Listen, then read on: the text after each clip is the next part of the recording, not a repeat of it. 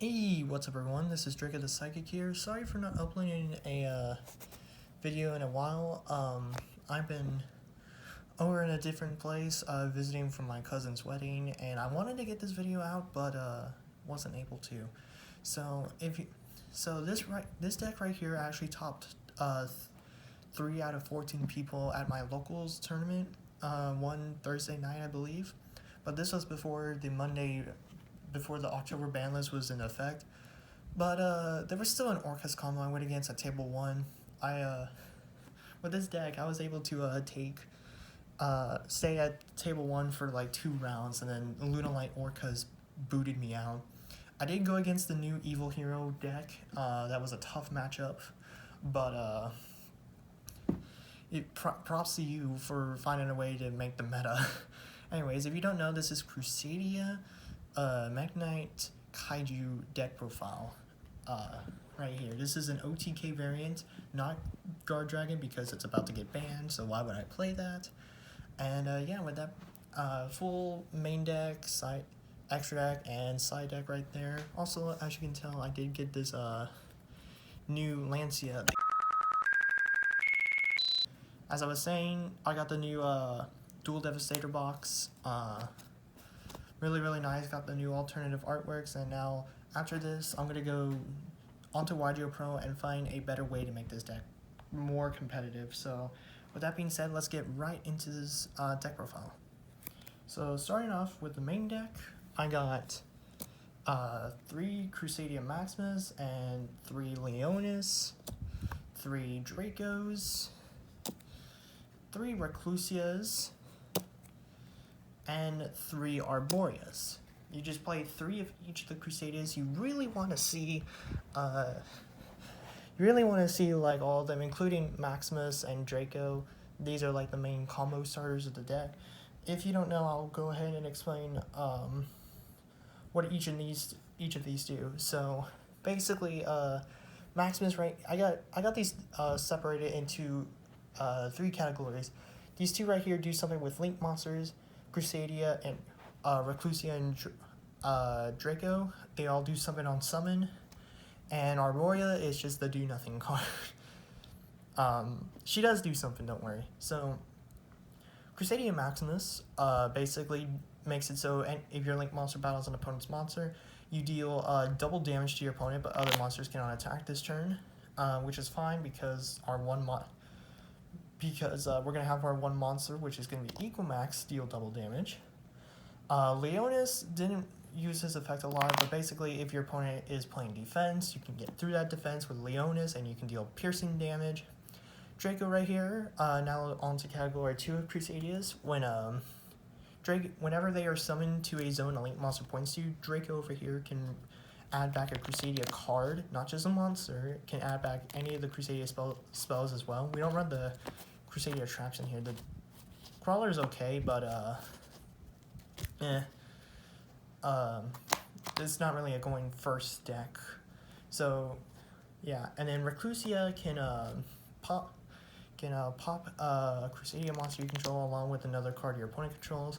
These right here are really good for chain blocking your opponent, so your opponent cannot like Ash your Magius, stuff like that. And Arboria over here, Arboria is always coming in clutch during that hero matchup. He kept on trying to Malicious Bane, but I always had like power on my Overmax, and yeah, it was funny. And Arboria came in clutch with a battle protection, which was fun. So yeah, if anything, I would just keep this at 3. You really want to see your Crusadias, but during round 2 of Lunalight Orcas, I did not see any of them. I just kept on drawing my Mekk-Knights, I just kept on drawing my Kaijus, and Nibiru, and I sided out my Nibirus. Oh yeah, spoiler alert, I'm playing Nibirus. So yeah, 3 of each of the Crusadias. And then the extra Crusadia right here, I got the One World Crown, bask in all of its shiny glory, as it's a super rare in the according to the Mega. So basically, it's another combo extender. You can just summon it to a zone that Link monster points to, like all the Crusadia monsters do. They all summon themselves to zones a Link monster points to in defense mode. And World Crown over here has an effect where if a monster does a special summon from the extra that activates its effect, quick effect, you contribute this card to negate the activation and destroy that monster. Really, really nice to get around those monsters. Alright, so for the Mekk-Knight engines, we play 2 Purple Nightfalls, 2 Blue Skies, 1 Indigo Eclipse, and 1 Yellow Star. I did have a Red Moon, but I was planning on I took it out because I was going to get a Dark Ruler, but I couldn't get a final Dark Ruler, so I just went with what I went, but I still did it anyway. So, Purple Nightfall and Blue Sky, they all add Mekk-Knight monsters from deck to hand. So, basically, Purple Nightfall allows you to banish another Mekk-Knight you control until the standby phase of your next turn, and add a Mekk-Knight monster except itself. Blue Sky, when summoned from the hand, can add any number of Mekk-Knight monsters from your deck to your hand except itself, up to the number of cards your opponent controls that are in this column. So if your opponent controls 3 and then they are all in the same column, you can summon Blue Sky. Really, really nice. Indigo Eclipse is just another extender, and so is Yellow Star. But Yellow Star does something where you can, not once per turn, banish a Mekk-Knight from grave to pop a spell trapping your opponent on the field in its column. So yeah, there's that. Alright, so that's it for the Mekk-Knights. Onto the Kaijus. This deck is planning to change, so we got Godarla, Humongous, Jizukiru, and Thunder King.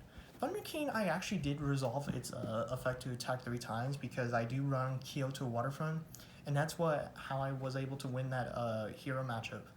So, Kaijus right here, they all just do wonders. You can just summon them to, you can just get over your opponent's big monsters, and you can just summon them to a zone that Equinox is going to be later on pointing to. And I'll explain something else later. And last but not least, 3 Nibirus. I main deck Nibiru and it works. However, though, I misplayed in that Lunalight Orcas where I popped the token, and truth be told, don't pop monsters that your opponent's gonna have, because you kind of need a monster in the Crusadia. But then again, I'm probably gonna bump the Kaiju count up to 4 later on. So that was it for monsters. Let's head on to spells.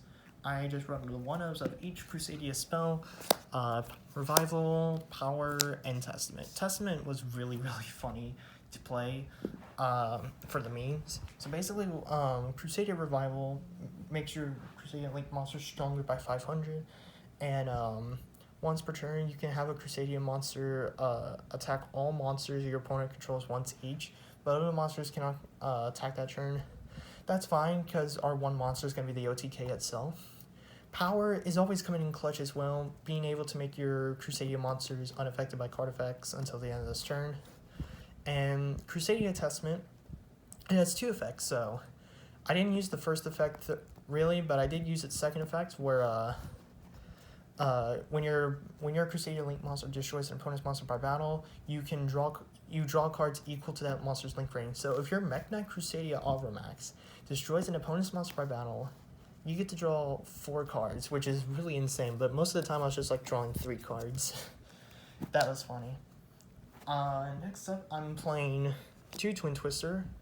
This one was really handy in the Salamangrate matchup and the Sky Striker matchup I had, but the Sky Striker player was trash. he just kept on breaking. Speaking of Sky Strikers, I do actually play 1 Sky Striker Mecha Hornet drones now. Drayko, why are you running Sky Striker Mecha Hornet drones on a Crusadia deck?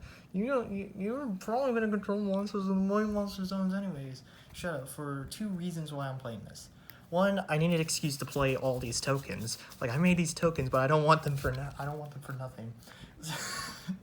Second of all, this is also another combo extender. If you draw into this, I don't run engage, but if you hard draw into this, it's another extender. And I do plan on playing 2 Sky Striker links. And Kagari is basically a chain blocker as well, and I'll get to it explaining why. Alright, so now for the 1-ups. I play 1 World Legacy Succession, Monster Reborn, Heal to Waterfront, Rhoda, and Terraforming. So if you don't know what this thing does, no one's ever heard of, because in my card shop, in my locals, people are saying, no one plays Kaijus anymore. Look at me now. I did play this. It was actually clutch, once again. Epic clutch during that hero matchup. So basically what it does is that each time a card is sent from the field to the graveyard, for each card sent there, you place one Kaiju counter on it. So during your link plays, if you go into Regulex, you're gonna have three counters already. Because that's like link 1, so that's 1 counter, and then you're gonna link 2 into Regulex, so that's 3. And once per turn, if it has 3 Kaiju counters, it also can only hold up to 5 counters. So once per turn, if you have 3 counters on this card, you can add a Kaiju monster from your deck to your hand. This is a soft one. It's soft once per turn, but it doesn't matter really. And also, if it would be destroyed, you can remove a Kaiju counter from it instead. So really, really nice to have. And then once I was done with it, I just went to Revival and OTK, and I just got the win. Alright, now let's head on to the extra deck. We play 3 Magius. Magius is basically 3 of all the Crusadia. Most of the Crusadia monsters have effects that activate when a monster is special summoned to a zone they point to. So Magius over here, and also not only that, they also gain attack equal to the original attack of all monsters it points to, but those monsters cannot attack. So Crusadia Mekk-Knight's effect basically allows you to add a Crusadia monster from deck to hand if a monster is summoned to his zone. I'm having trouble speaking here for some reason. Really, really nice combo extender right there. Next up, I play... Here, let me just... There we go. 3 Regulex, same thing, but this time it adds the Crusadia spells and traps. 1 Spatha, this was just like filler, but I never made this thing really. You can use this as like a backup to like have your opponent's monsters be situated underneath Equamax's link zone. So you can go ahead and take care of that. And then for the final Crusadia, not the final one, I play 2 Equamaxes. In case the first one goes down, you get another one. So Equamax over here basically is basically the main OTK engine starting at 2,000 attack, and it's going to gain more attack for 3 monsters it's going to point to. It also has a once per turn effect where you can tribute a Crusadia or War Legacy card. I believe it says War Legacy. Yeah, you can tribute a War Legacy monster it points to, and then target a face-up card your opponent controls, negate its effects until the end of this turn. So it's a solid disruption for your opponent. And last but not least, I play 1 Mekk-Knight Crusadia Overmax. The reason why it's a proxy is because I can't get my hands on this card, but luckily though, this thing came in clutch because one of my friends at this shop was really nice enough to let me borrow the Overmax for the tournament. I gave it back to him, and I'm going to see if I can try and get it on my own. I tried to trade it off this one person, or at least buy it, but he's like, oh, it's the only Crusadia Overmax I have. It's time to do sealed only, guys. Alright. Next up, we run 1 Mekk-Knight of the Morning Star. This, in case you're doing your Mekk-Knight plays, you can go into this and extend even further by searching out your War Legacy succession. And then you can go into Crusadia Equamax, because Equamax only requires 2+ monsters, including a link monster, so you don't need a Crusadia necessarily. Oops. Next up, I do play a little bit of a Nightmare engine. I play 1 Nightmares, Phoenix, and Cerebus. I couldn't find room to make... I could find room, but I never usually make the unicorn a lot, so that was pretty sad. So next up, we got 1 Sky Striker Ace Kagari. So let me just explain something right here. So if you have like a Crusadia monster and then you like link off it, if you have a Crusadia monster and a say like you get a hand like this, you can just go like normal summon Reclusia, link it off for a Magias. You then use the Horned Drones to summon a token. It's not going to activate its Maggie's effect because it has to be an effect monster, and this thing has like no effect. You link these two off into a Kagari. Now you're going to use Maggie's effect Chainlink 1, Kagari Chainlink 2, add back your Horn Drones back to hand, and then you can search. It's basically a chain blocker and another extender, which is why I like Kagari. A little Sky Striker engine in this deck. Next up, we play the two cards I did not see play, F.A. Dawndraxer and Abyss Dweller. So Dawndraxer can be made with a Crusadia Arborea and any of the level 4 Crusadias, but I never really made this card. I was usually going second and winning, but not against the Orcus deck.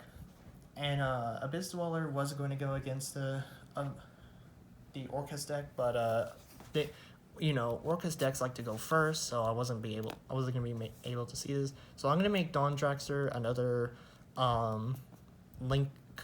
Sky Striker Ace Link monster, and then I'm gonna make Abyss Dweller something else. I don't know. We're gonna find out in the next video. Alright, that's it for the extra deck. For the side, I played 3 Lancias. I did side this in against the Orcus, and I still lost because he was like playing through it.